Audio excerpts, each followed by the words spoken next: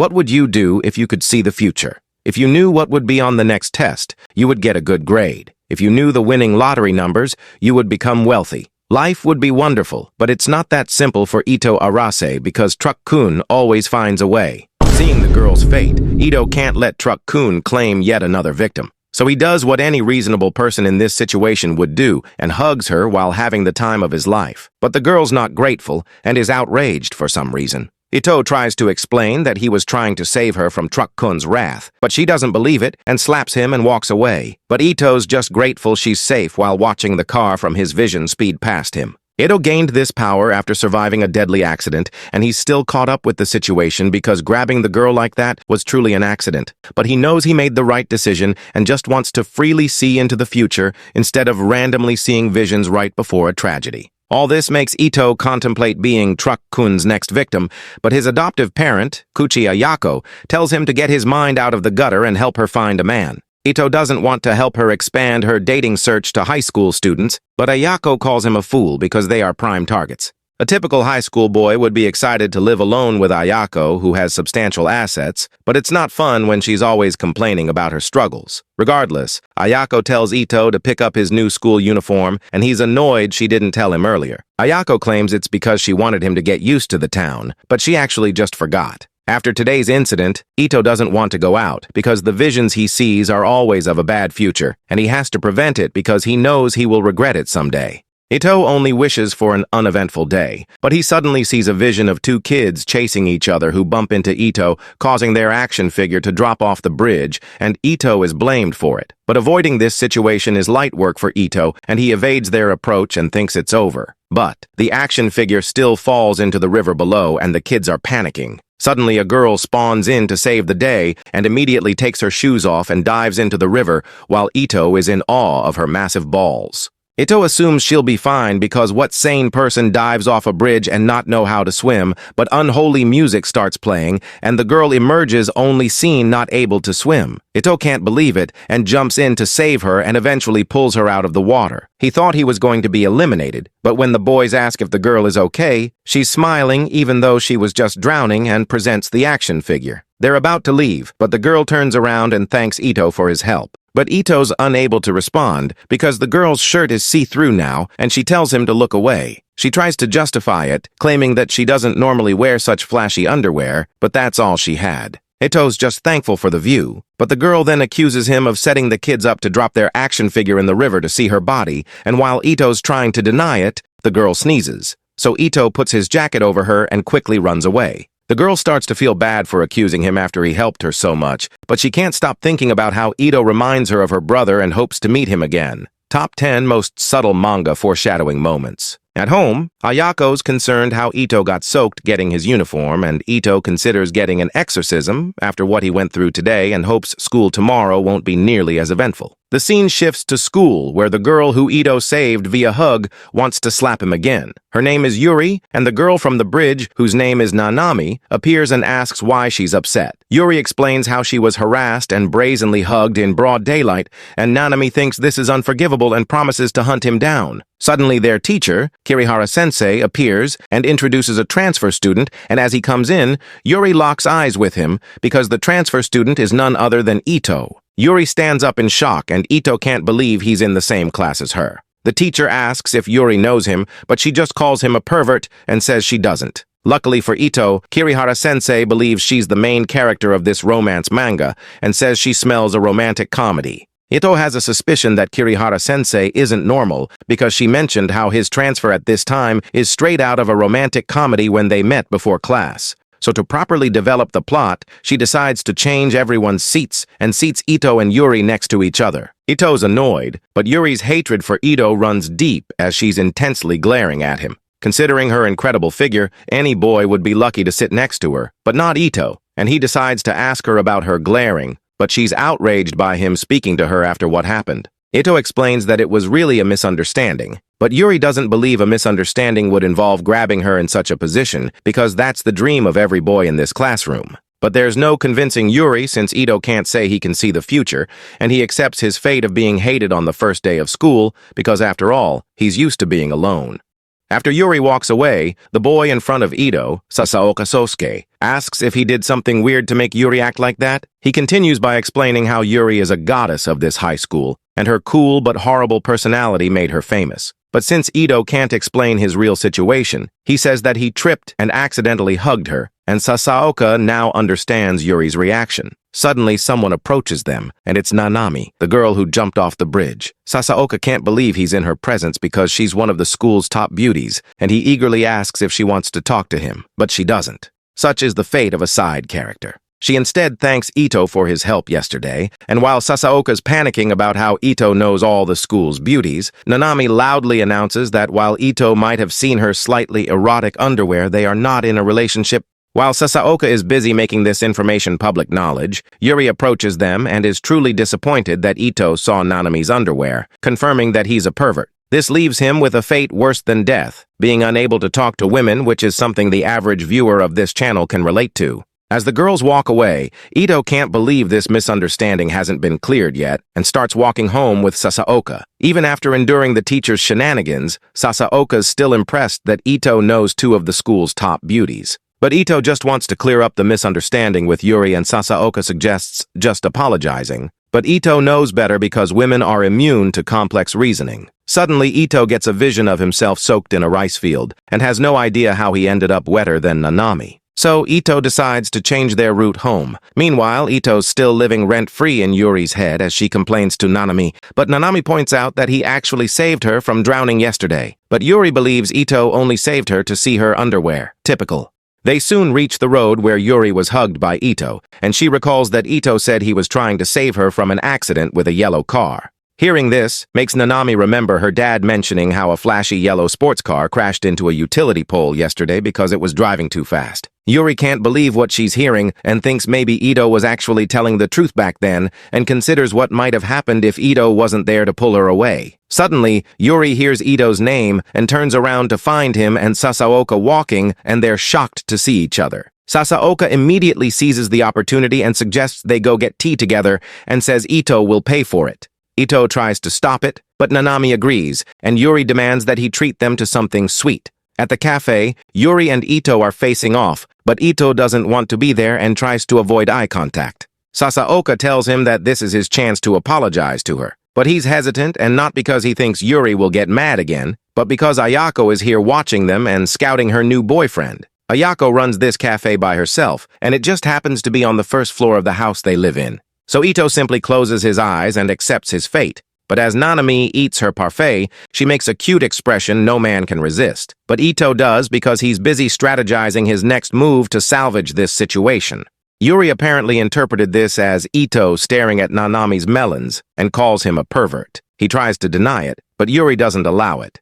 This makes Ito realize trying to defend himself is pointless, but knows continuing with the current situation would make his school life annoying, so something must be done, even if Ayako sees it. So Ito calls out to Yuri and apologizes for what happened yesterday while bowing at a 90-degree angle to show respect. Yuri's left speechless, but she comes to her senses and asks why he did it, and Ito gives the same excuse, that it wasn't intentional, and he was trying to save her from an accident. But she doesn't believe him because how could he possibly know the yellow car that crashed nearby was coming? Ito didn't realize the car actually crashed and doesn't know what to do, but Sasaoka mentions how he saw the car speeding. So Ito very convincingly explains how since he also saw it driving so fast, he thought it was dangerous to cross the road. Yuri doesn't look convinced, and Ito thinks it's over, but she sighs and decides to let it slide this time. Ito thinks he's saved, but the reality is that Yuri doesn't fully believe him because his answer wasn't very convincing, and he did still hug her, so she will wait to see if he's a pervert for herself and warns him to not let his primal urges slip out. Ito can't believe his name hasn't been cleared after all that, but Yuri offers for him to buy her forgiveness for the small price of 10 parfaits. Ito thinks this is unacceptable, but Nanami starts laughing and comments how Ito and Yuri made up, which is great. Ito tries to deny it, but it's no use. Sasaoka then asks Ito where he lives, and he says this is his house, and everyone's surprised. Soon, everyone starts to leave, and Sasaoka attempts to walk the girls home, but he gets brutally rejected. As he copes, the girls still can't believe Ito lives here, and Yuri's especially devastated because this was her favorite cafe, so it will be hard to come back. Suddenly, Ayako calls out to them and they're confused as to why and asks if they forgot something inside. But they didn't, and she just wants to thank them for being Ito's friend. She never thought he would bring friends home because of his complicated past, so she's glad. Sasaoka and Nanami agree to continue to get along with Ito and Yuri's forced to follow along, but blushes indicating that Ito is about to secure the bag. They then ask if it's okay to leave the cafe alone right now, but Ayako assures them it's okay because Ito is there and it's actually his first time working. Spoiler, it was not okay. Ito's now walking to school and is still coping with how seeing the future is ruining his life. But more importantly, he's late for school because it's against Ayako's policy to wake up sleeping guys. But Ito decides to not rush and just wishes his future visions would be useful for once. Suddenly, Ito gets a vision and sees a girl getting harassed by boys who ask her to come with them. When she tells them to get lost, the guy tells her to stop being cocky while Ito watches in the cuck chair as the girl gets forcibly taken away. Ito's annoyed to see this, but he can't avoid it because the situation is already happening right in front of him. He contemplates ignoring it because it has nothing to do with him, but he feels bad for the girl and makes his decision. Ito grows some balls and calls out to them and nonchalantly says that he and the girl were supposed to skip school and go on a date today. He immediately regrets it because the girl says nothing and the guys ask what's wrong with him and Ito thinks it's over because he doesn't even know the girl's name. But suddenly the girl grabs Ito's sleeve complaining how he's late, which is why the weirdos started harassing her. The beta males try to stop them, but the girl tells Ito to run and he follows behind her like a good little boy. They soon arrive under a bridge and Ito's tired. The girl apologizes but thanks him for getting her out of that situation, which leaves Ito speechless. The girl then asks why he did it, and when Ito doesn't respond, she asks if he was hoping for some bedroom cardio in return. Ito tries to deny it, but the girl understands the reality while touching his leg and says Ito can do it with her once. As Ito's panicking, the girl starts laughing because she was just messing with him. Instead, the girl gets up while giving Ito his reward and says they're going to skip school and go on a date like he said, and Ito can't resist her smile. The girl introduces herself as Sana Fujibayashi, and Ito also introduces himself. Sana says they should go take the train to the next town, and Ito can't believe this is happening because it's his first date. They first get a crepe because Sana hadn't eaten anything today, and then try a new drink which she enjoyed while Ito is just staring at it, contemplating what his life has become. Next, Sana drags Ito with her to go clothes shopping where he carries her bags, and then they go to a photo booth. Ito's exhausted and Sana's having fun, but she decides to end it and calls a taxi so Ito doesn't have to carry all the bags. This makes Ito think Sana's rich because of how much money she's spending. While waiting, Sana asks what year Ito is, and he says he's a second year. Sana's in the same year but doesn't recognize him, so Ito explains he just transferred last week, and Sana mentions there's rumors going around about him. But she explains that that makes sense because he probably wouldn't have talked to her if he knew her reputation. Ito doesn't understand, but Sana cuts him off because the taxi is here, and while the driver is putting the bags in the car, Sana says she'll help him graduate from being a virgin if he just asks. Sana then immediately gets in the car and says goodbye while Ito's trying to deny it. But all this makes him wonder if she really needed help, if she's used to that type of thing and thinks today was intense. Sana soon arrives home and thinks Ito's tease worthy, but also a good person. She hopes to see him at school while looking up at her apartment building. The next day at school, Sasaoka asks Ito where he was yesterday and asks if he was hanging out with a girl, which is exactly what happened. But Ito doesn't want Sasaoka to be jealous, so he says he was just sleeping. While Sasaoka's coping with how he wishes to have a chance meeting like bumping into a girl around a corner, a girl bumps into him and he's in pain. He tells them to watch where they're going, but Sana's standing in front of him and pissed off, which scares him. But when she realizes Ito's standing there with Sasaoka, she runs away without saying a word. The same exact thing the average viewer of this channel does when a girl talks to them. Oh wait. Anyway, Ito's confused why she ran, but Sasaoka's impressed he got Sana to leave without trouble. You see, there are rumors that Sana has a delinquent boyfriend from Higashi High, and interacting with her only means trouble. Ito questions this because the people harassing her yesterday were from Higashi High, but Sasaoka says he doesn't know if the rumors are really true because they're just rumors. He also mentions how she's into taking guys first time, which was about to go down yesterday, so Ito believes it. But Sasaoka's just waiting for his chance with her even though he was shaking in fear from her presence. Soon, Ito arrives at class and Yuri demands to know why he wasn't at school yesterday.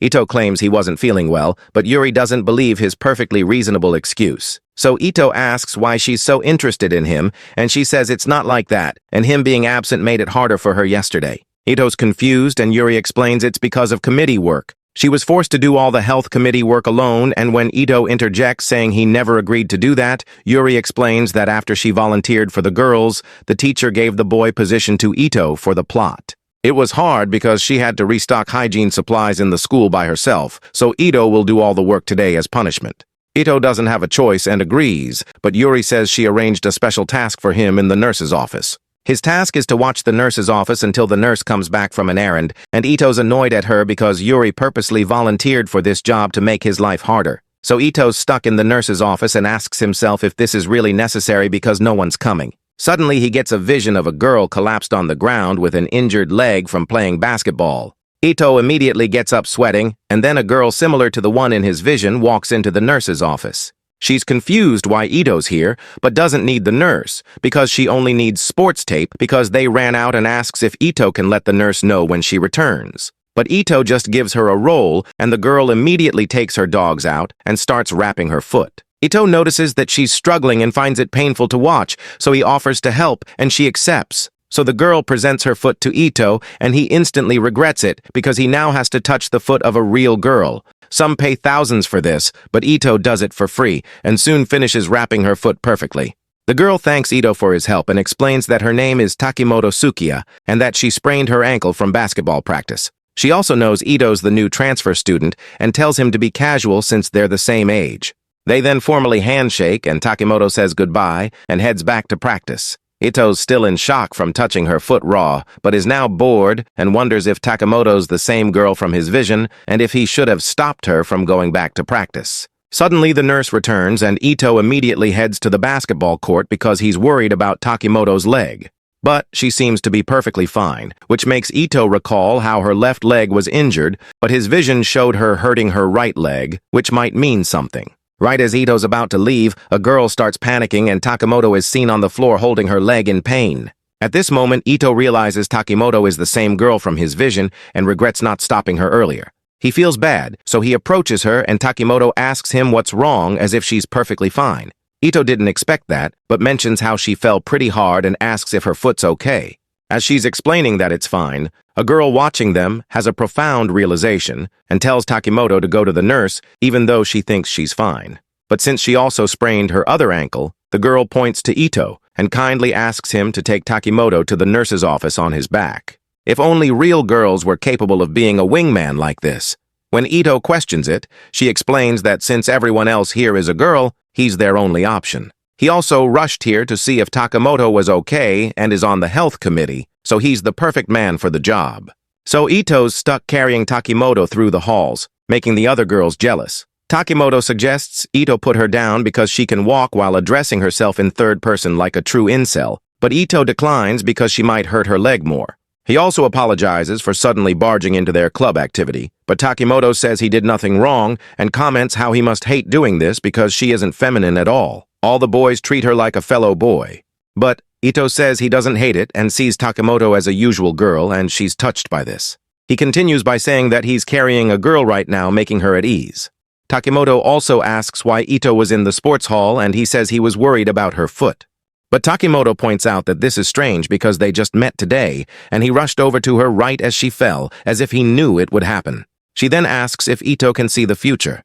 Ito starts to panic and thinks he's been caught, but Takimoto brushes it off because that isn't possible, and only saying this because she saw a drama yesterday with a similar plot. They soon reach the nurse's office and Ito lets Takimoto down, and before he leaves, she thanks him for all his help. Ito contemplates how his visions of the future always end up troublesome because there's no end to helping unfortunate people. But today, Ito felt like having this power isn't all that bad after all, and says, "You're welcome to Takimoto." In class the next morning, Sasaoka's reeling from Ito's betrayal. How dare he get a girlfriend? When Ito denies this, Sasaoka says he's lying because there were too many witnesses, and everyone is talking about how he carried a girl from the basketball team like a princess, which didn't happen. Even Yuri's disappointed in Ito getting a girlfriend so soon, and says she knew he was a pervert. She also mentions how Ito didn't do his health committee duties of restocking supplies because he was busy with his girlfriend.